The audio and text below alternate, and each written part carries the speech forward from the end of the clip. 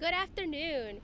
I'm Apollonia Acker with the Office of Communications here at NASA's John C. Stennis Space Center in South Mississippi.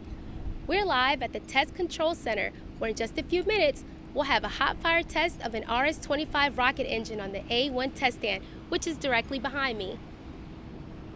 A main objective for today's 500-second test is flight acceptance testing on the engine controller, which is the brain of the engine.